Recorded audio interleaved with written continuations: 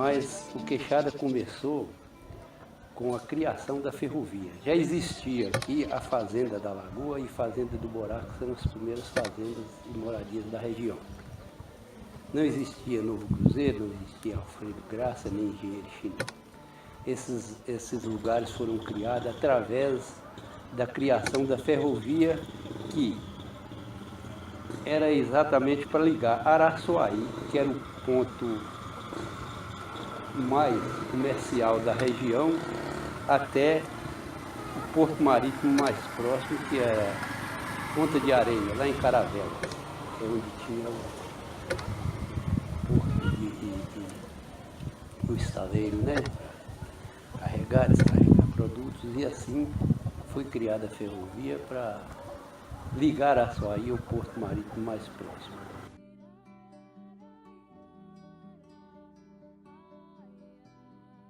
A Revolução Industrial ocorrida na Inglaterra no século XVIII foi responsável pela crise do antigo sistema e pela passagem do capitalismo comercial para o industrial. Em um sentido mais amplo, a Revolução Industrial representou a substituição da ferramenta pela máquina, permitindo que o sistema capitalista se tornasse o modo de produção predominante até a atualidade. A mudança na produção e na expansão do comércio ocorreu devido à utilização de máquinas e ferramentas aperfeiçoadas por energia, sem a utilização da força humana ou animal.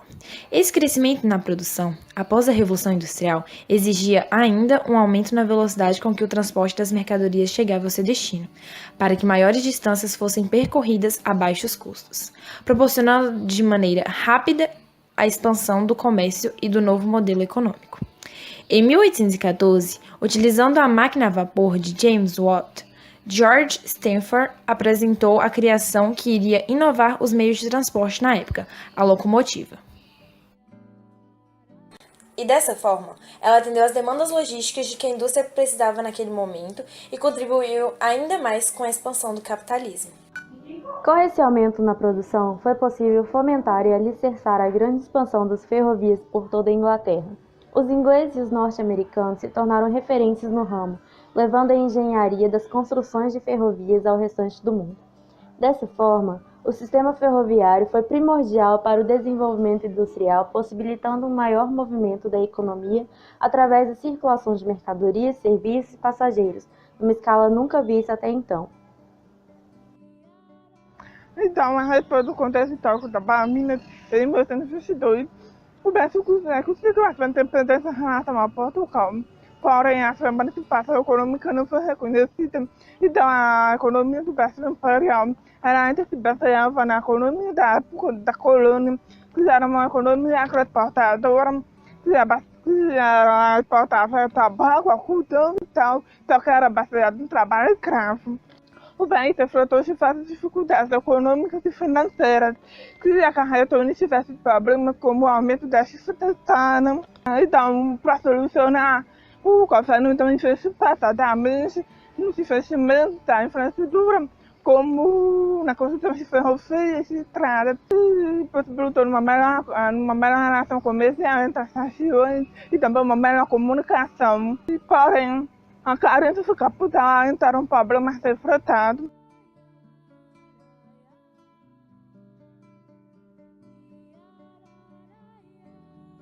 A construção das ferrovias simbolizava um avanço técnico-científico, pois trazia modernidade às áreas às quais eram implantadas. A expansão da rede ferroviária decorreu da necessidade da exportação da madeira num primeiro momento e logo depois do café. Isso aconteceu pois o modal ele propiciava um transporte mais rápido e barato do que os carros de boi que eram usados anteriormente.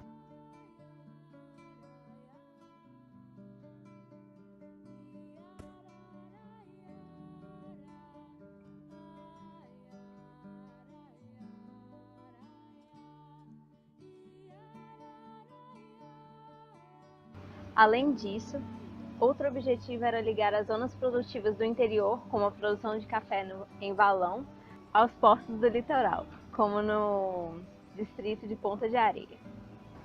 A Ferrovia Bahia-Minas, mais comumente chamada de Bahia-Minas, foi fundada em 1881 e ela foi desativada em 1966. ela possuía 578 quilômetros de extensão e ligava Araçuaí, no Vale do Jequitinhonha, a Ponta de Areia, que é distrito de Caravelas, no sul da Bahia.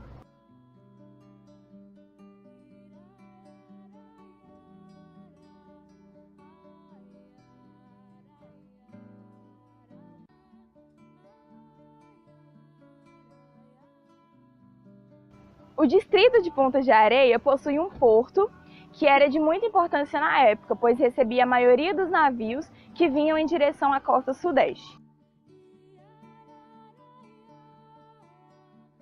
A ferrovia, ela fez com que o sertão ele se tornasse parceiro comercial dos grandes centros. Mas não foi só isso que trouxe de marco na economia regional, pois com o avanço dos trilhos, ela atraía pessoas para trabalhar, e essas pessoas acabavam formando vilas e povoados que mais tarde viriam se tornar cidades. E também elas fundavam olarias, serrarias e proporcionavam o aquecimento da economia local. E também a região atraiu fazendeiros que começaram a produzir em terras que até então eram inóspitas.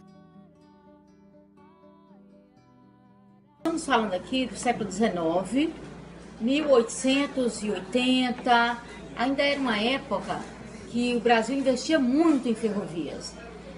O Brasil necessitava era um período de café, nós tínhamos uma grande produção de café e de outros produtos e não tínhamos um grande avanço de rodovias.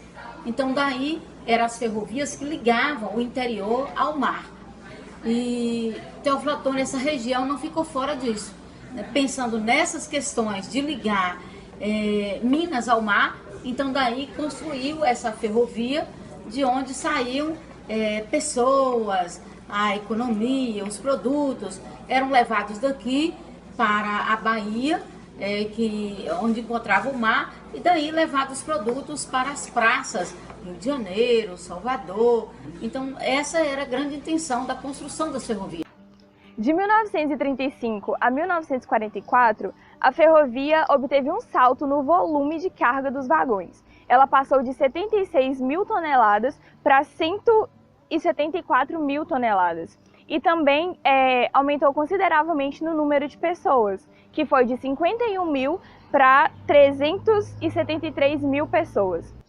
Então, a ferrovia Bahia-Minas, ela proporcionou um avanço galopante, tanto na questão econômica quanto na questão social das regiões do sul baiano e do nordeste mineiro, e também proporcionou a ligação do estado de Minas Gerais ao mar.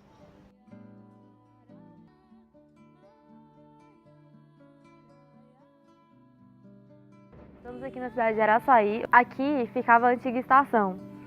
Os trilhos ficavam ali para frente, só que eles foram todos arrancados, mostrando que foram-se os trilhos, mas aparentemente a história não ficou também, porque o prédio está aqui abandonado, virou um elefante amarelo e não tem utilização nenhuma e nenhum retorno para a sociedade.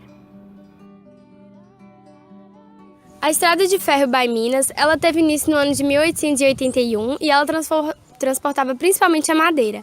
Ela se estendeu à nossa cidade de Teófilo Otoni no ano de 1898 e ela alcançou o município de Queixada e a cidade de Novo Cruzeiro no ano de 1924. Em seguida, ela chegou a Engenheiro Chinor no ano de 1930, que se encontra próximo à cidade de Araçuaí, onde foi seu destino final em 1932. Lugarejos como Queixada, Alfredo Graça e Engenheiro Chinor recebiam mercadorias do Rio de Janeiro. Estes eram levados em embarcações a Porto de Ponta de Areia, de onde seguiam por ferrovia até o Jequitinhonha. A estrada de ferro possuía em torno de 35 estações. Parte delas estão em estado de calamidade, já outras atualmente se tornaram espaços culturais, rodoviários e bibliotecas. Além disso, haviam outros lugares de parada como áreas de abastecimento. Um exemplo é a caixa d'água localizada entre os vilarejos de Engenheiro Chinor e Queixada, que fazia o reabastecimento da máquina. Durante o trecho da ferrovia, 4 a 5 famílias eram responsáveis pela manutenção a cada 10 quilômetros. Esses pontos de apoio foram chamados de turmas, sendo que a primeira turma ficava em Ponta de Areia e a turma 58 em Araçuaí, o que contradiz a canção, de modo que a Ponta de Areia era o marco inicial da estrada de ferro. Ladainha surgiu em razão de investimentos da companhia que administrava a ferrovia. A empresa precisava de um lugar para erguer a oficina das composições e a escola de formação de mão de obra qualificada. Foi assim que uma terra inóspita virou Ladainha. Em entrevista ao ex-ferroviário Glair Farina, de 73 anos, ele nos relatou um pouco da sua história. O seu avô era maquinista e naquela época os ensinamentos eram passados de pai para filho, portanto, o seu pai também era ferroviário. Ele começou a trabalhar na Bahia Minas com 11 anos e na juventude entrou para o setor administrativo, sendo responsável pela folha de pagamento. Nos anos finais da ferrovia, foram implantados computadores neste mesmo setor. Os vagões do trem eram separados em primeira classe e classe econômica, e o mesmo trem que levava as cargas também transportava pessoas, sendo o vagão de passageiros um dos primeiros. Para nós foi um fracasso a extinção da ferrovia, desempregou, muita gente foi embora. Tanto que hoje nós estamos aqui sem recurso nenhum.